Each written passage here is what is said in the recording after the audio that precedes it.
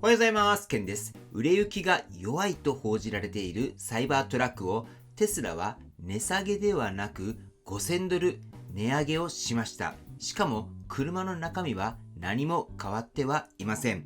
上がったのは3つのグレードのうち下の2つです。デュアルモーターが$69,990から$74,990、プレミアムが$79,990から$84,990、一番高いサイバービーストは据え置きです。理由の公式な説明はありません。今日はなぜ値上げをしたのか、これを5つの可能性に分けて見てみたいと思います。まずは確認できる事実です。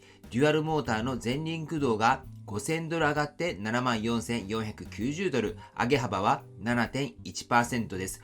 同じくプレミアムも約 6.3% 値上げとなっております。この値上げに関して装備が増えたのかなって思いますよね。ところが実際のところ何も増えてはいないんです。同じ車が$5000高くなった、ここが出発点なんです。価格はこの半年で実際のところかなり動いているんです。2月にデュアルモーターは$59,990で登場しました。ただしイーロンさんは10日間だけだと言って2月末で終わっています。3月に$69,990、そして今回$74,990、半年で$15,000上がったんです。売れ行きが鈍っているとき、メーカーがやることは決まっています。値引き、低金利、オプションの無料装備、在庫者の割引、台数を増やしたいなら価格は下げます。しかし、今回はその逆でした。先に一つ断っておきます。テスラはサイバートラックだけの販売台数を公表していません。出るのはその他のモデルという合算の枠だけです。ここにはセマイと生産を終えたモデル S とモデル X の残りも入っています。この数字を台数として使うことはできません。今日は確認できないことを点線の枠で分けて表示をしてみたいと思います。では今回はっきり変わったことが一つあります。プレミアムとサイバーピースとの価格差です。これまでは$20,000、それが$15,000に縮まりました。買う側から見ると、あと少しで一番上に届くっていうような見え方に変わるんです。では、なぜ値上げをしたのか、考えられる説明っていうのは5つあるかなって思います。まずは、需要が強いから、そして台数より採算を優先したいから、サイバービーストへ誘導したいから、生産や供給に合わせて注文を調整しているから、そしてコストを価格に乗せたからです。では、この5つを順番に見てみたいと思いますけれども、まず最初の仮説1としては、需要が強いからです。注文が生産を上回っているならば、値上げで注文を抑えつつ価格を上げられます。確認できるのは、デュアルモーターの納車予定が来年になっていることです。確認できないのは、注文残の量です。これは公表はされていません。次に見るのは、値上げした後に納期がどう動くかです。そして仮説2ですけれども、台数より採算を優先したです。$5,000の上乗せが残れば同じ台数でも売り上げは増えます。確認できるのは上がったのが数の出る下の2つだという点です。確認できないのは車種ごとの利益です。次に見るのは決算で粗利率が上がるかどうかです。ただここっていうのは慎重に見たいところです。値上げっていうのは必ず利益を増やすわけではありません。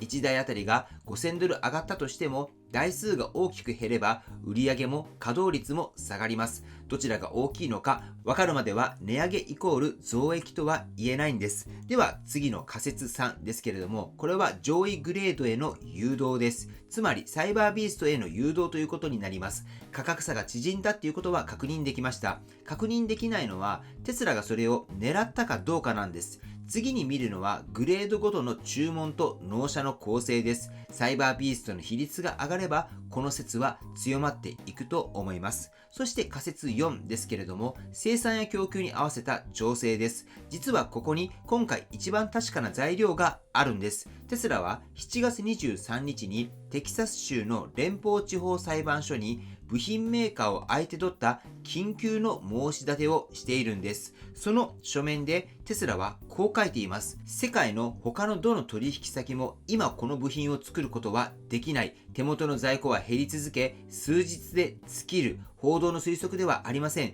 テスラ自身が裁判所に出した説明です。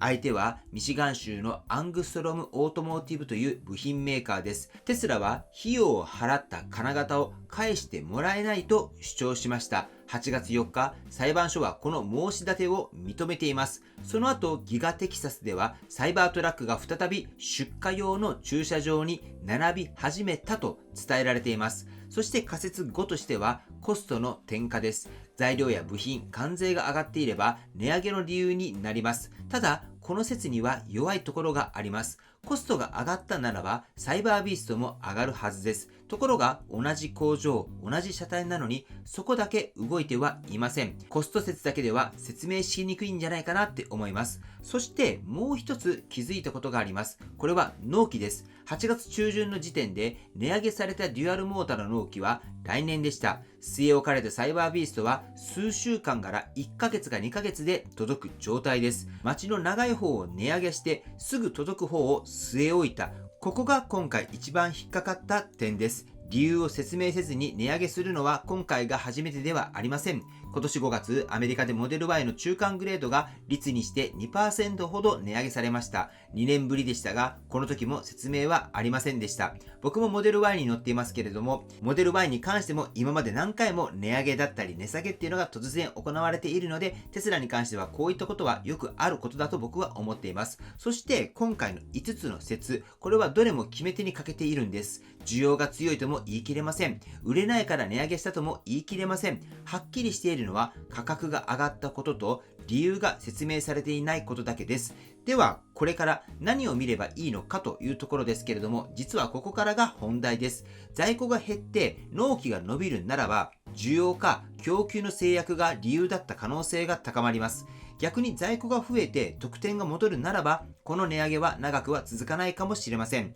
サイバービーストの比率が上がれば上位への誘導だったと言えます。粗利率が改善すれば採算を優先したという説が補強されます。数ヶ月で元に戻るようならば、反応を見るための一時的な値付けだったことになります。サイバービーストには去年8月に値上げして今年2月に取り消した前例があるんです。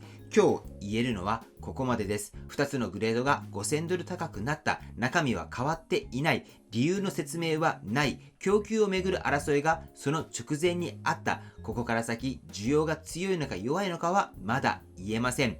値上げが需要が回復した証明でもないんです。同時に売れないから諦めた印でもないんです。今日分かったのは、テスラが台数と採算のどちらを見ているのか、価格の付け方から読み取れるということになります。次の四半期の数字が出たとき、この観測表を思い出してもらえたら嬉しいなと思いますけれども、皆さんは僕が今日5つ理由を挙げましたけれども、その中でどれが有力だと思いますか？それとも他にも理由があると思いますか？ぜひコメントで教えてもらえればと思います。個人的にはなんですけれども、やはり裁判が少しね気になるなと思います。あそこで何かサイバービースト以外の2つのモデルで使っている部品があって、そこで供給が追いつかないから値上げをしたっていうのが僕は一番有力じゃないかなって個人的には思いますけれども、皆さんはどうでしょうか？ぜひコメントで教えていただければと思います。はい、ということで本日の内容は以上です。今回の動画が参考になったと思われたら高評価をよろしくお願いします。僕の YouTube は毎日発信しています。僕の YouTube をご覧になってもらえばテスラの情報はほとんど網羅すると思いますので、チャンネル登録がまだな方はチャンネル登録の方をよろしくお願いいたします。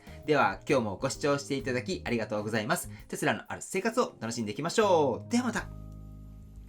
推進です。最後に一つ関連するお話をさせてください。テスラは EV の会社だと思われがちですが、今利益を伸ばしているのは蓄電の事業です。メガパックっていう大型の蓄電池が世界の電力網を支えています。この電気を貯めて必要な時に放す仕組みが2026年4月の制度改正で日本でも個人が関われるようになったのをご存知でしょうか？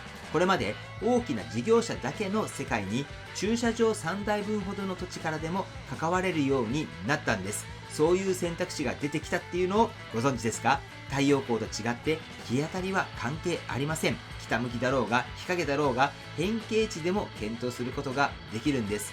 使っていない土地をお持ちなら知っておくだけでも意味があると思います。この低圧蓄電所っていう仕組みをオンラインの無料説明会で解説したいと思います。気になる方は概要欄のリンクをご覧ください。はい、ということで本日も最後までご視聴していただきありがとうございます。素敵な一日をお過ごしください。ではまた。